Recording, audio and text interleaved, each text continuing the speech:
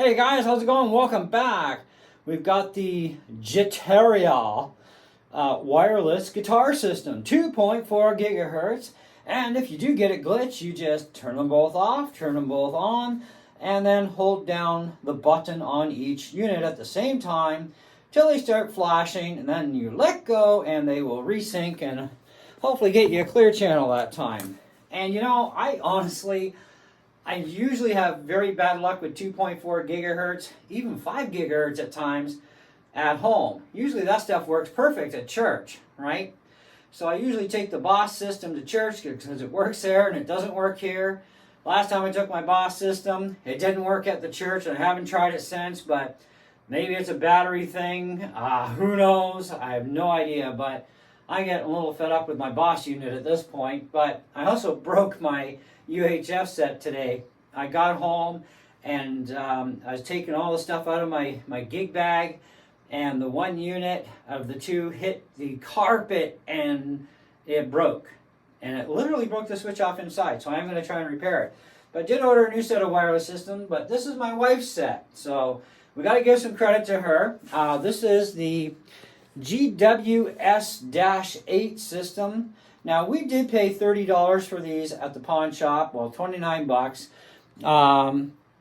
which is where I got my other set from too. But you can get them on Amazon, and I think they're about 40, 50 bucks on Amazon. And we're not doing a drop test with hers because she'll kill me, so no dropping test. But we do know that my last set, yeah, don't drop them even on carpet because they blow up. But I did order a new set for myself today that's UHF. Found a really nice looking set. Cost me like 83, 84 bucks because I got 6 bucks off. But anyway, what we want to find out is how good these are. I did get an initial glitch that I straightened out, so hopefully it stays straightened out. But we're going to put a little bit of distortion on first, because one of the things with even cheap wireless is, are they really noisy with distortion? And so far these are pretty quiet. And this is kind of like a semi-tube amp. It actually has a preamp that is all solid state, but the tube to the output. So it's kind of backwards for being a hybrid type. But anyway, let's do this, eh?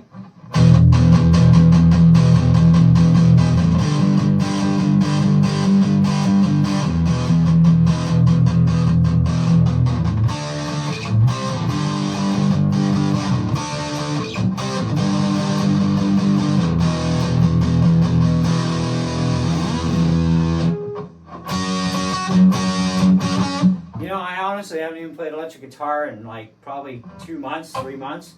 I'm a little out. It's amazing how rusty you get when you're just playing acoustic.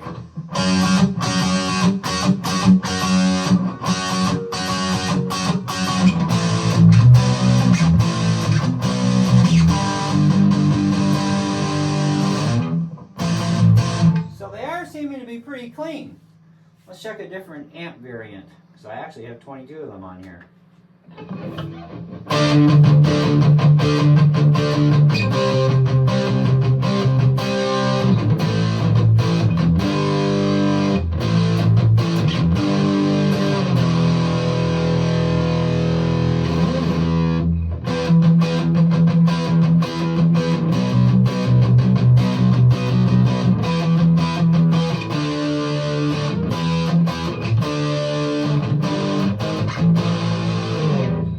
Too shabby. I think I'm pressing the frets a little hard, so I can hear myself a little out of tune there. The guitar's perfectly tuned, but my fingers aren't. I've been playing acoustic, like I said, for months now, and it's like higher action, thicker strings. You're pressing harder, and it's like, now I gotta rebalance myself. This is literally the first day I've touched this thing in probably 2 months.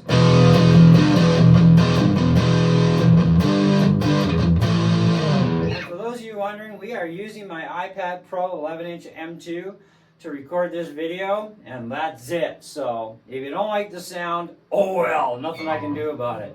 But anyways, there you go. Let's check this out. Not bad.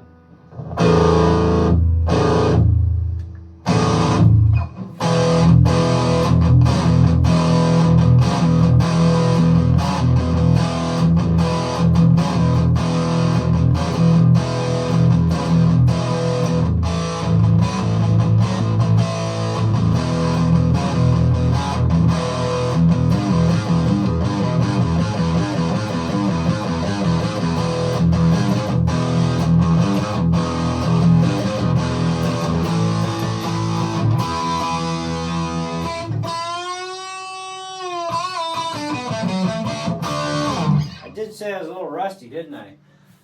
Okay, that's embarrassing. Let's try some clean. I do have a bit of reverb on though, by the way.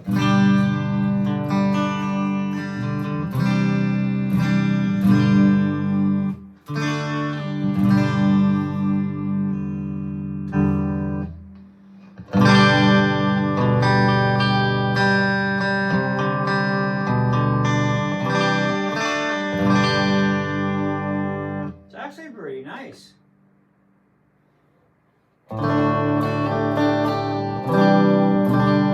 That maybe not so much. I don't know, I don't like all the amp models in this thing. We need something. Let's try this.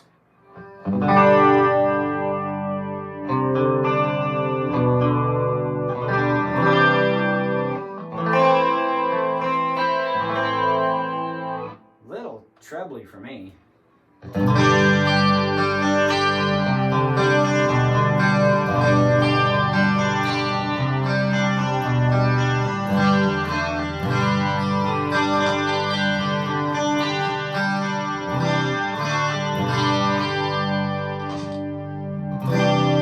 You can hear there's dust in my switch. It's been a while.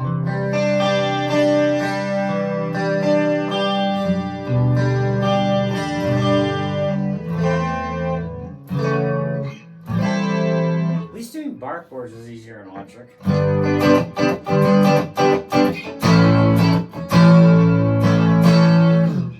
Alright, that's not too shabby, really.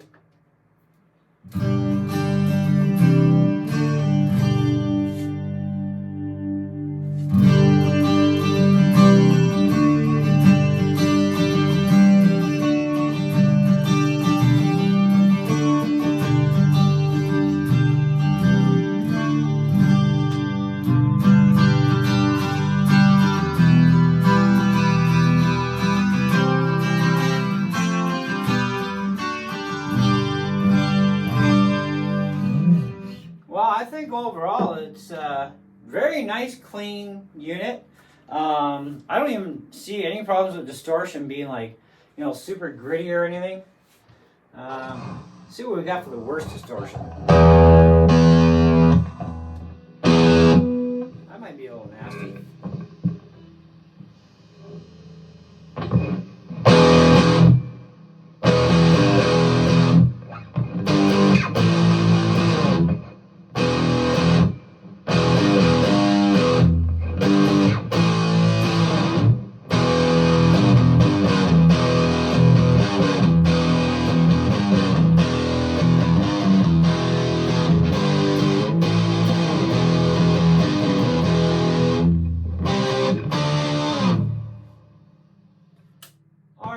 So here's the deal.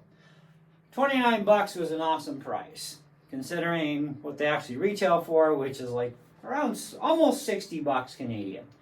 So, but they are plastic. What isn't nowadays?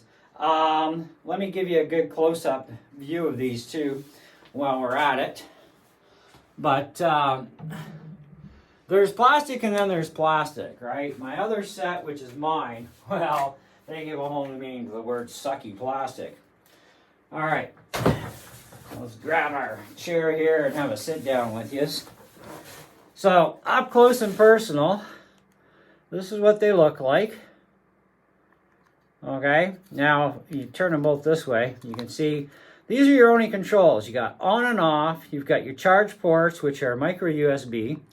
I do believe they are. Let me verify that. They look almost Type-C. Well, they might not be Type-C. Oh no, they're Type-C. Jeepers.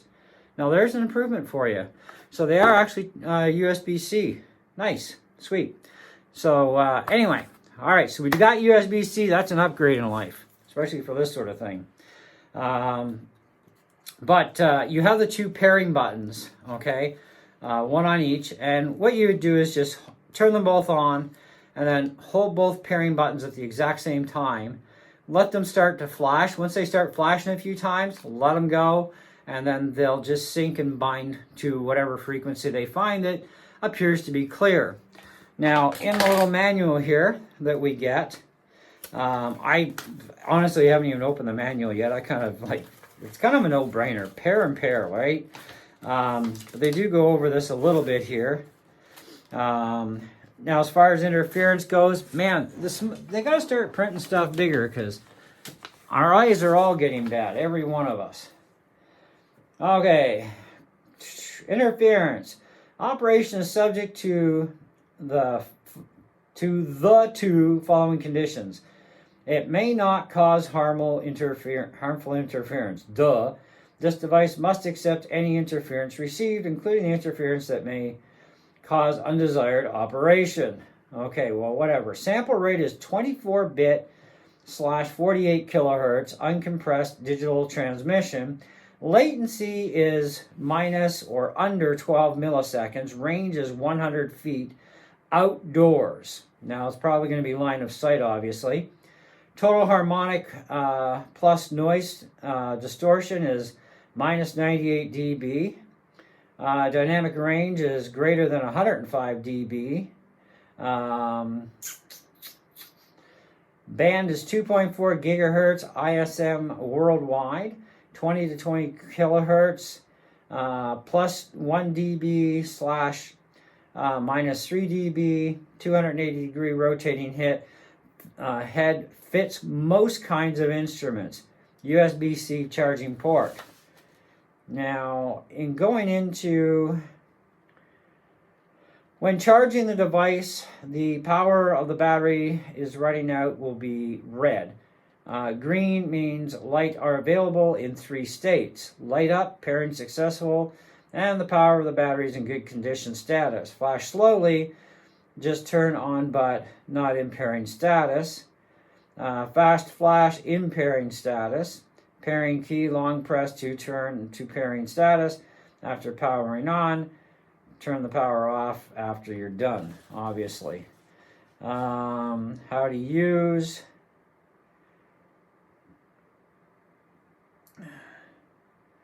But they talk about it as pairing, but I had an interference issue and I repaired them because she used them, I think, once. And she paired them and they were fine. But I've turned them on since, and of course in here, for some reason, I had a glitch. So I repaired them and no more glitches, which is amazing because my boss system still doesn't work at home, which sucks. But anyways, there's a bit of info here for you. And they talk about the extent of the warranty, how that's going to work. And you know, with Amazon, you usually get 30 days from date of receipt to get a return or replacement or refund kind of thing, right? So, of course, we bought these from the pawn shop. You get 30 days, and you just take them back for an in-store credit, you know. But otherwise, yeah, that's about all the pawn shop is pretty much going to offer you because they can't fix them anyway. It's kind of like when you buy an Apple computer from the pawn shop or a PC. Well, why do they give you a warranty for other than, you know, maybe a couple of days would be sufficient because, hey, it either works or it don't work, right? But they give you 30 days, but unless they can replace the unit or have it repaired, there's no point to a warranty. They're just going to give you an in-store credit. And with Apple stuff, I mean, you don't fix anything in the last several years because, yeah, unrepairable unless you bring it to Apple and then ching baby. But as far as these go, though, they are very clean units. Even with distortion, they're very clean. Not much in the way of noise there, like very little. So that's a plus. That's a thumbs up right there. And on the clean side, they're extremely clean. Range, I mean, you can walk around the house with these things. You know, it's not a big deal. But they do say up to 100 feet, you know, but that's outdoors. Indoors, well, I don't know if you're going to get 100 feet. You probably would. I play on stage every Sunday, of course, because I'm on the worship team. And even with my UHF set, I'm still about 70 feet from the stage to the sound booth, right? I've never had an issue indoors. And, you know, a lot of people, they go to church and, you know, they've got their phones with them. So, you know, you got phone interference going on, any of them using Bluetooth at the time or whatever. there's always a chance. And we have a lot of wireless gear in the church. Most of it's UHF though. And I never had a problem with UHF gear, and I've never had a problem at church with 2.4 gigahertz. And we have very little stuff on that band in the church. It's mostly UHF. So interference is going to be subjectable. Now, these things, as far as I'm concerned, especially when you're buying the cheapies like this, even though technically they're definitely not for touring musicians, but if you're playing in your church or you're playing in your bedroom, they're fine. You know, if you're going to do an outdoor event with your church, they're probably going to work really well for you, but they are a very weak type of plastic. So don't drop them on concrete or asphalt or rocks. Try if you've got a hard floor, like we live in a basement part of the house, so you know we have in-floor heating, therefore concrete, and then we have our in-floor heating system, and then of course we have flooring over top that, so it looks nice in here. Yeah, that's so hard of a surface that these would likely have some sort of a failure, right? My Boss units are built with a very thick, heavy-duty plastic. They're made to take the abuse of, you know, digging and all that other jazz, right? So they're going to put up with the punishments. Where these things, yeah, probably not. Especially after my set dying today, just hitting the carpet in the living room. I was like, and the carpet's only like, you know, yay thick, but still, it hit and it broke the switch because of the way it landed, I guess, and it broke the switch right off the PCB.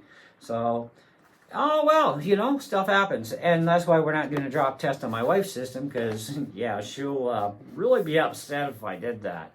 But they are simplistic. They will fit in most guitars. Now, if you have a guitar that these don't cooperate with very well, give me a second. There are adapters that you can get that may or may not work for you that look like this, or maybe it's just an extension full length, okay? So some Ibanez guitars, for example, well, actually a lot of Ibanez guitars, they're definitely going to have an issue with these. No two ways about it. So you'll have to get a longer adapter that's a mono adapter, so 1/4 inch male to 1/4 inch female, and then plug them in that way. They should work. I'm going to say should because I don't have an Ibanez here to test with. Okay, but that's the idea. Extending the length, it should work fine. But otherwise, just as they are, they do fit most guitars really well. They will more than likely work with electric acoustics without any issues. I used my UHF set with my electric acoustic. They are nice and clean. So these are likely going to be the same way because they do talk about electric guitars, electric acoustic, you know, bass guitar. Active pickups, don't know. But the preamps are active generally in electric acoustics, but it's a different type of a system, so not quite the same as active pickups in electric, so may or may not work with active pickups. I can't tell you. I have no idea. The manual also does not cover that part. So anyhow, otherwise I'd say definitely worth the $30. They're definitely, you know, they're under $60 Canadian new. So if you want a beginner grade set, this is a better choice than the old Joyos, which, by the way, they still make these suckers, okay? That's what I first started out with. This is actually my very first original set, too, if I remember right. But I've had a few of these, and they do work. And when you're just a beginner, you don't notice a whole lot. But then when you get into a high-end, more professional quality set, like getting into Boss Wireless or Sennheiser or the higher-end Line 6s, you really notice how noisy these things can be. So I would probably take these in a heartbeat over these, and these are still like $100. So yeah, these are definitely a winner. Don't know the long run time of these, but they should easily last you a few hours. I've had no problem doing an easy 4 hours out of my UHF set that is now dead. The new set I just ordered should get me a little over 5+ hours, so we'll see how that goes. We'll have to do some testing for sure. But I think these would be great for beginning, getting you started at least. They're a really good choice. Don't know how many of these sets you can pair together at the same time. That's kind of a who knows kind of thing, right? And I'm not quite sure if the manual actually does cover in that how many sets at a time you can actually run. It probably doesn't tell you.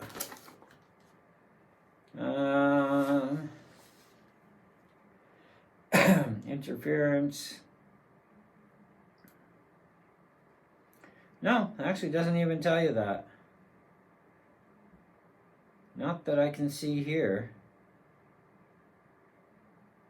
So you may be able to have a couple of sets of these up and running at the same time. Possibly. I'd say get 2 sets and try them both at the same time and see what happens. If you get interference that won't go away, well, there's your answer. Not every company is really good with their instructions, are they? Anyhow, but I think for 29 bucks at the pawn shop, and you know, they're basically not even really used, or they weren't used, who knows. But there's no marks on them, no scratches, no sign of use. So somebody bought a bunch of these sets, and maybe they did YouTube reviews and then thought, oh, I'm going to ditch these off. And yeah, they took a big bath at a pawn shop, I'll tell you that. Who knows what they did. But anyways, they had a few sets of these. And my wife got this set. I got the UHF set. And like I said, I broke mine today. So yeah, I'm borrowing this for a couple of days off of her anyhow.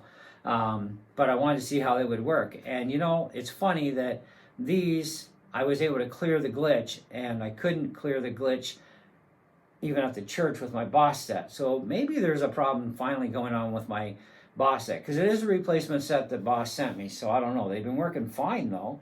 So I don't know what the issue was. Maybe they'll work now at home and they just don't work at church. I don't know, to be honest. But anyways, so where do we rank these?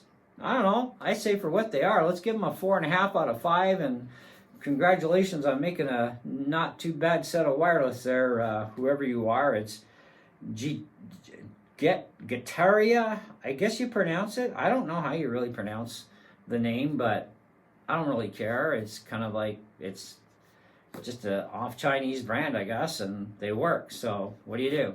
Anyways, that's all I got for you guys today. Thanks for watching and hanging out. Hope you enjoyed the video, and hope the sound was all right for you, considering this was done on my iPad directly, and first time ever doing this, so we'll see how it goes. Later.